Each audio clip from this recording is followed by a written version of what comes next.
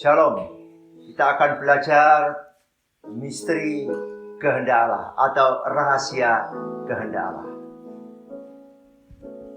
Ada dua rahasia kehendak Allah, yaitu program kerajaan Allah dan program penebusan. Pada waktu pertama kali Adam dan Hawa jatuh dalam dosa, sebagaimana yang tertulis dalam kitab Kejadian pasal 3 ayat 14-15, di sana kita melihat Allah memulai penghakimannya dengan ular. Dalam penghakiman, Allah juga mengumumkan tujuan penebusannya bagi umat manusia. Ayat tersebut menubuatkan adanya permusuhan dua arah, yaitu kehancuran akan terjadi. Yang pertama, kepala ular akan diremukkan oleh keturunan perempuan, dan yang kedua, tumit keturunan perempuan akan diremukkan ular. Inilah program Allah yang berkaitan dengan iblis dan manusia. Mari kita lihat rahasia kehendak Allah. Yang pertama, bahwa dua program kehendak Allah disingkapkan. Lama sebelum Abraham, Tuhan sudah berjanji untuk menaklukkan kuasa gelap dan menebus manusia, yang disebut dalam Kejadian 3 ayat 14 dan 15 dengan istilah proto-evangelium atau Injil yang pertama. Ada dua problem Allah yang kita lihat di sini.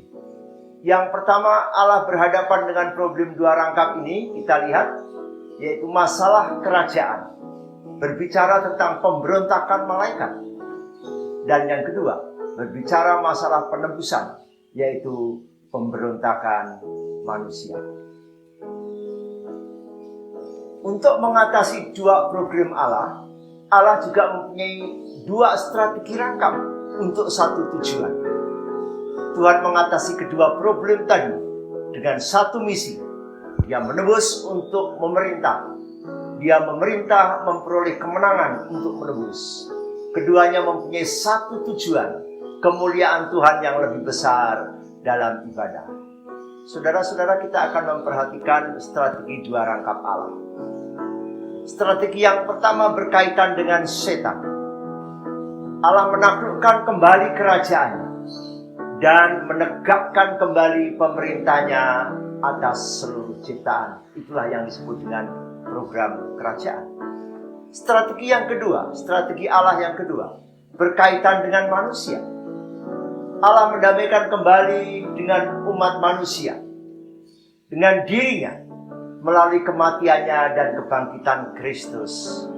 Itu yang disebut dengan program penebusan. Nah, saudara-saudara, kita akan belajar tentang problem kerajaan Allah dan strategi kerajaan Allah. Program dua rangkap Allah, kita lihat memilih Abraham yang pertama. Allah memilih Abraham, dengan dia dan keturunannya Allah mengadakan perjanjian. Ia menjanjikan benih atau Yesus yang akan memberkati segala bangsa, dan berkat yang datang melalui Kristus diidentifikasikannya sebagai penebusan dan pembenaran, sebagaimana dikatakan dalam Galatia pasal 3 ayat 6-16. Benih Abraham akan membawa penebusan bagi segala suku bangsa. Yang kedua, program yang kedua dengan pemilihan Daud. Untuk menggenapi kerajaannya, Allah memilih Daud. Benih Daud kelak akan memerintah atas Israel selamanya.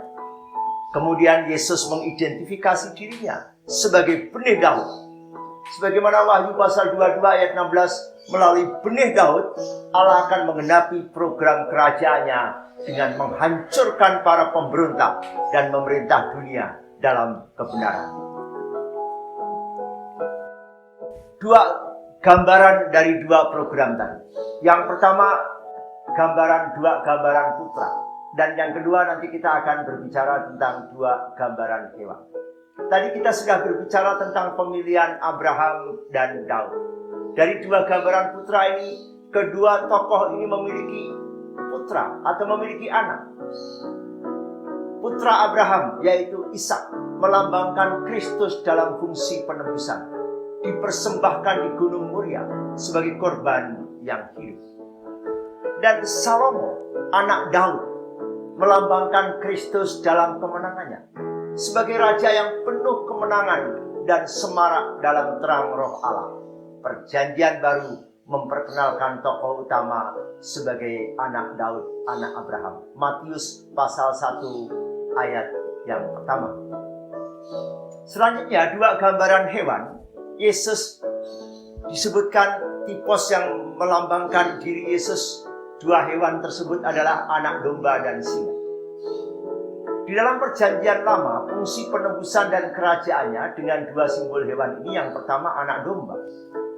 Anak domba melambangkan dia karya penebusan. Yohanes 1 ayat 29. Lihatlah anak domba Allah yang menghapus dosa dunia. Dan hewan yang kedua, yaitu singa. Dalam Kejadian 49 ayat 9 dan 10. Juga kitab Wahyu pasal 5 menunjuk Kristus sebagai singa kaum Yehuda, sebagai raja rimba, singa yang memakai otoritas raja. Maksudnya ialah bahwa dari kaum Yehuda akan datang penguasa yang memerintah Israel dan dunia.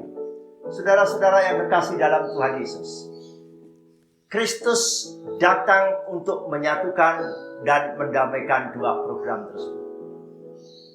Bahwa segala sesuatu, baik program kerajaan dan program penebusan, digenapi dalam diri Yesus ketika Yesus datang ke dunia.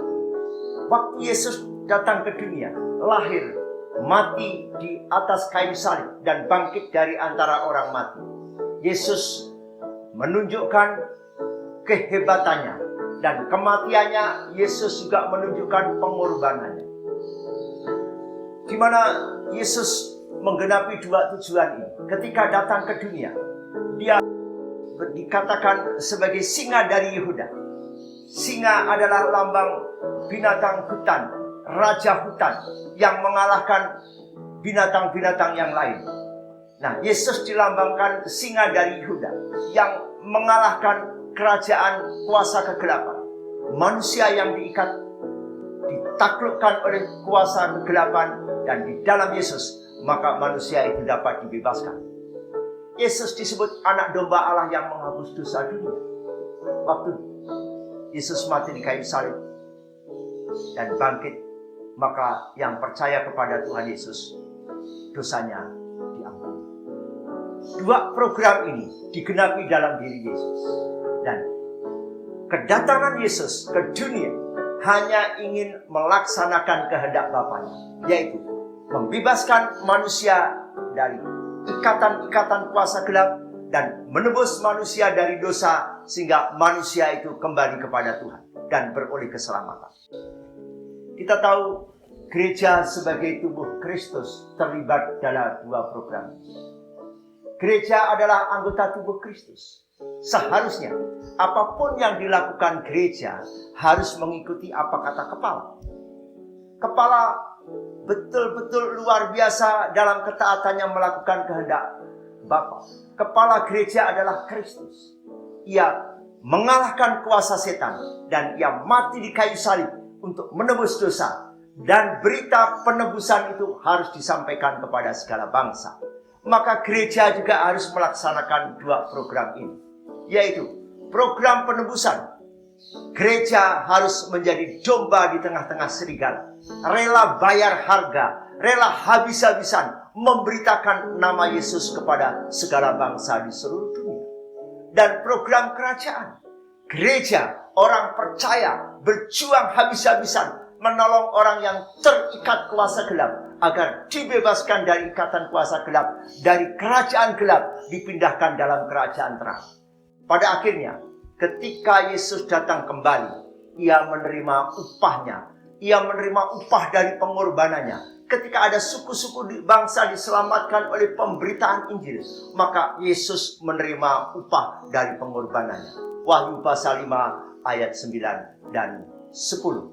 Saudara-saudara yang terkasih di dalam Tuhan Yesus, kita tahu bahwa kita ada Gereja ada bukan hanya untuk mengatur kebaktian dari minggu ke minggu. Gereja sebagai tubuh Kristus punya tugas penting. Gereja punya mandat dari Tuhan agar membawa berita penebusan sampai kepada segala bangsa. Tuhan Yesus memberkati kita semua. Amin.